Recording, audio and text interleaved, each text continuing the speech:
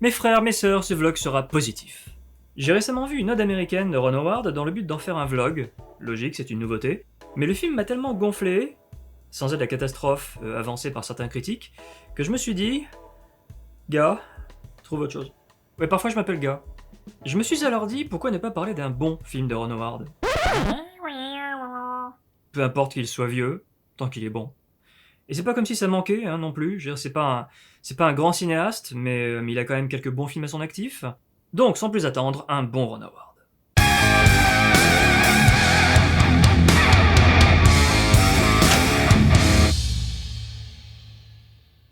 Salut à toi, curieux cinéphile, et bienvenue sur Full Metal Critique. Je suis Al, le critique de Métal Plein, et à ma droite se trouve Claudius, mon co-animateur de Coton Plein, ou de Lycra, ou de Plume d'Oie, j'en sais rien.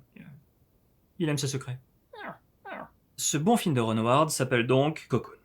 L'histoire d'une amicale bande de résidents d'une maison de retraite floridienne qui, en allant se baigner en douce dans une piscine privée au fond de laquelle dorment des cocons extraterrestres, se trouve soudain dotés d'une énergie et d'une santé inespérées. Tournant ce vlog en pleine seconde vague de Covid, c'est-à-dire en une période où nos personnes âgées sont en grande détresse, je me suis dit que ce serait pas mal de parler d'un film dont les protagonistes sont des personnes âgées.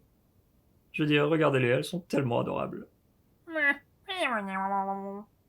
Un film d'aventure et de SF ayant pour héros des personnes âgées, avouez que ça court pas les rues.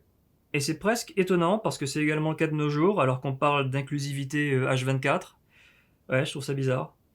Et ma manière à moi de participer à la réparation de cette injustice, c'est Cocoon.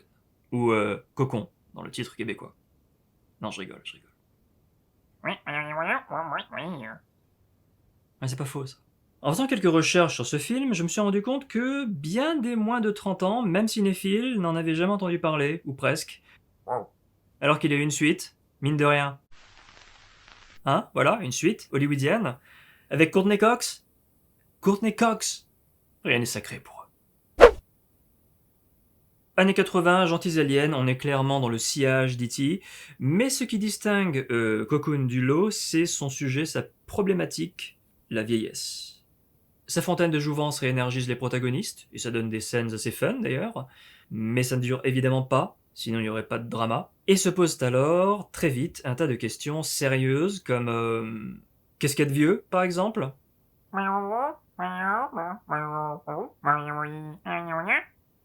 Ou encore, si la vie vaut la peine d'être vécue, est-ce également le cas de la vieillesse et de la mort?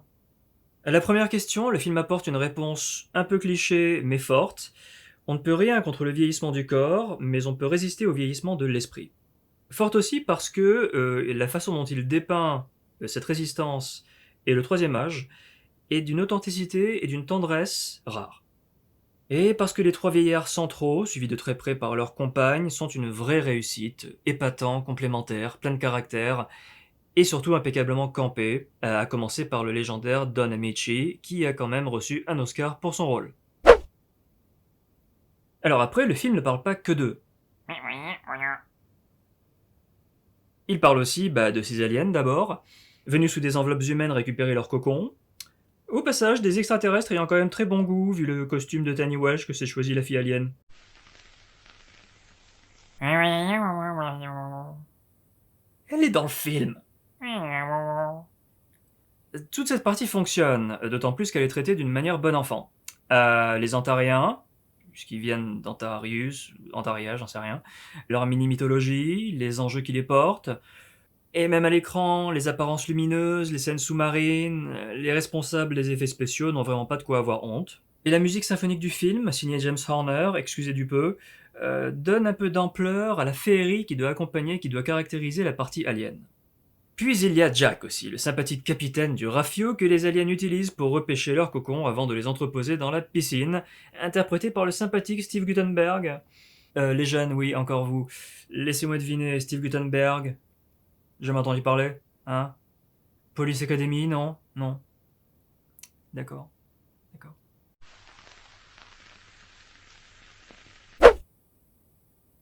Seulement, ce personnage de grand naïf romantique qu'est Jack, assez proche de celui que jouait Tom Hanks dans le précédent film de Ron Howard, Splash, ne sera jamais vraiment développé dans la mesure où ce n'est ni son idylle avec la belle illuminée, ni l'intrigue alien qui a intéressé le cinéaste, mais encore une fois, sa petite troupe du troisième âge. Cocoon est en fait un film assez humble, pas seulement dans le fond, mais aussi dans la forme. Il a beau être maîtrisé techniquement, ça fait pas un pli, il ne roulera à aucun moment ou presque des mécaniques visuelles. Il n'y a en fait pas grand chose d'exceptionnel à voir, on peut même dire que la photographie est un peu fade. Mais Ron Howard compensera avec une mise en scène certes un peu scolaire, mais surtout sensible, laissant le temps à ces vieux personnages d'exister. C'est un film sur l'énergie sexuelle, comme on le constate dès que ces derniers retrouvent leur mojo, mais pas seulement, sur l'énergie en général. Et sur notre besoin spirituel de cette énergie. On en vient pour finir à la question du rapport à la vieillesse. Dès les premières minutes du film, les vieux protagonistes assistent au décès d'un résident de leur EHPAD ensoleillé. Et la vie continue. Le film continue. Donc, Cocoon prêche-t-il l'acceptation de la mort? Ou pas? C'est ambigu, donc intéressant. Spoiler alert! Ignorez-le si vous vous en foutez, sinon bondissez immédiatement à la minute indiquée ici.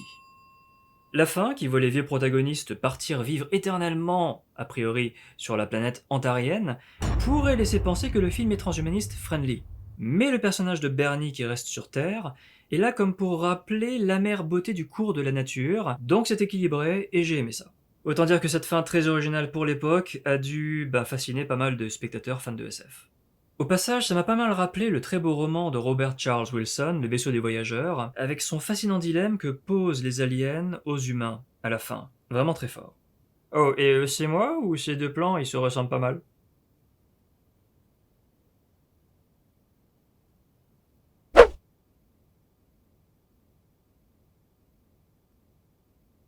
Alors, pour finir, au début de cette vidéo, j'ai dit que Ron Howard avait une carrière plutôt pas mal.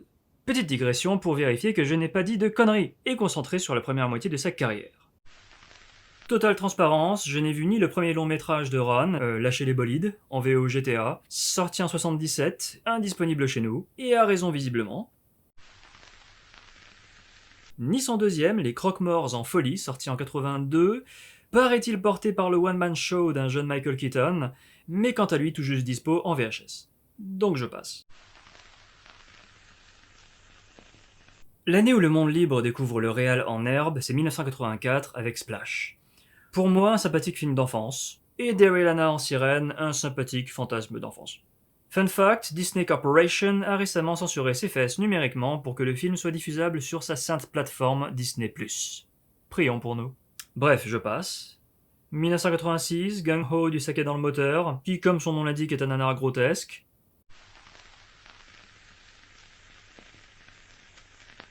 Je passe, aussi. Oh, 1988, Willow. Jamais accroché, toujours trouvé sa tarte. Et j'ai jamais aimé le nain.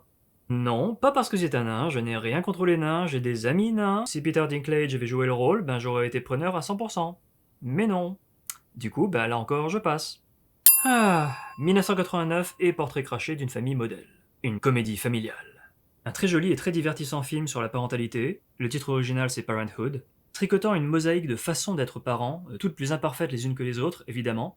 Son côté tue l'amour, comme son côté galvanisant, l'éternelle responsabilité qu'elle porte en elle, le tout remarquablement interprété. Comme la série éponyme qui débarquera 20 ans plus tard, le film n'a pas d'intrigue particulière, c'est juste une chronique familiale, et une très juste, au bout de laquelle rien ne se résoudra magiquement. Et puis voir Keanu Reeves, lycéen, se bagarrer dans le jardin avec Joaquin Phoenix, jeune garçon, c'est toujours marrant.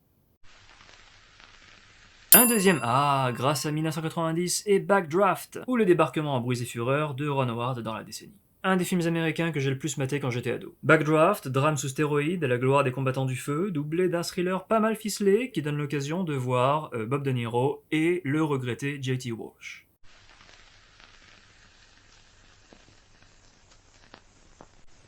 Hymne tous azimuts et très américain au lien du sang et à l'héroïsme, sans doute pour ça qu'il est mal aimé ici en fait. Porté par un vrai sens du show d'action décomplexé. Vrai feu, vrai charisme de Kurt Russell, et la musique de Hans Zimmer, grandiose, tonitruante, hyperbolique. Plutôt que d'être rebuté par le too much, moi, je me laisse porter. 1992, horizon lointain. Ouch. Backdraft, c'était du bruit et de la fureur. Là, on parlera plus de pertes et de fracas. Ron Howard se viandant complètement à se prendre pour le nouveau David Lean. Tom Cruise insultant l'accent irlandais en une performance. Parce que oui, il est pas bon à tout. On arrête les frais, je passe.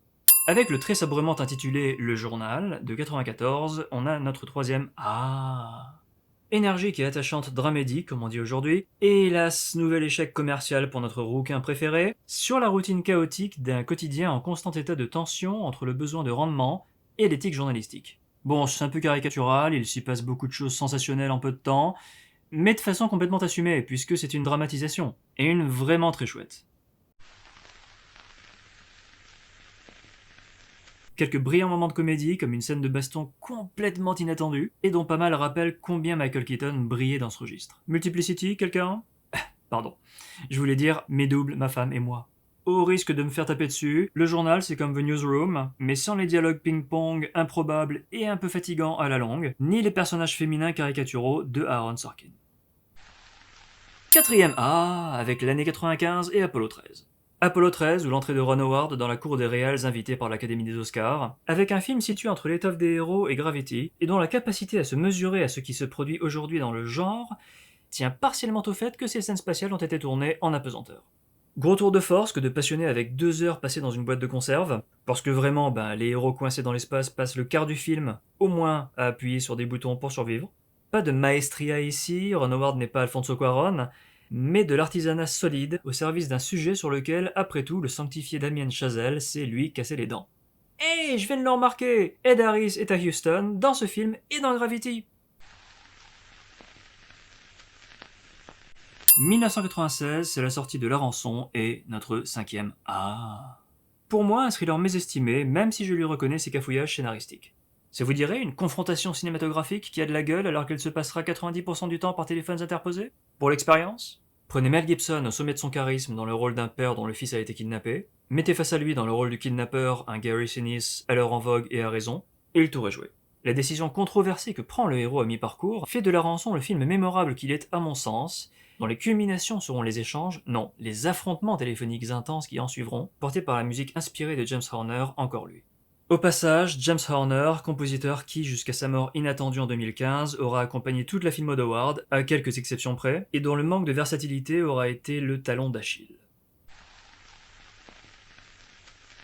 On arrive en 99 avec Ed TV, sympathique comédie qui a été complètement éclipsée par l'éclat du Truman Show à cause de leur similitude. Je passe. En 2000, ouch, The Grinch, ou Comment mal commencer un millénaire. Vous m'excusez si j'ai piscine? Après tout, ça tombe bien, puisque j'ai dit que j'allais parler des vieux Ron Howard. Non, là vraiment, on entre dans un millénaire où sa filmo m'emballe nettement moins, avec ses puddings à Oscar et ses égarements commerciaux. De bon, ces 20 dernières années, je ne garderai que le très intelligent Frost Nixon, et surtout le surpuissant et électrique Rush de 2014, peut-être son plus grand film, mais ce n'est pas l'objet de cette digression, donc je me réfrène.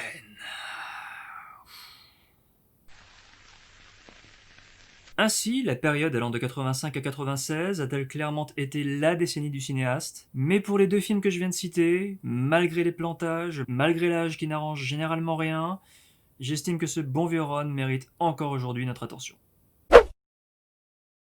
Voilà amis, c'était ma première rétrocritique, et dédiée à Cocoon, celle-là je l'ai pas vu venir, film auquel je donne la note de 7 manchots sur 10, 7 bons manchots.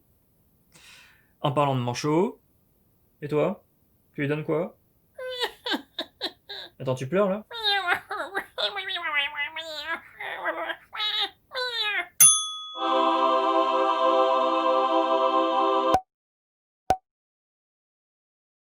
Si tu as aimé cette vidéo, ce que j'espère sincèrement, n'hésite pas à liker, voire à t'abonner parce que ça te coûtera rien et que ça soutiendra moralement un trentenaire nostalgique, voire à profiter de ta condition d'homme ou de femme libre en commentant ci-dessous. En attendant, prends soin de tes vieux, des personnes âgées.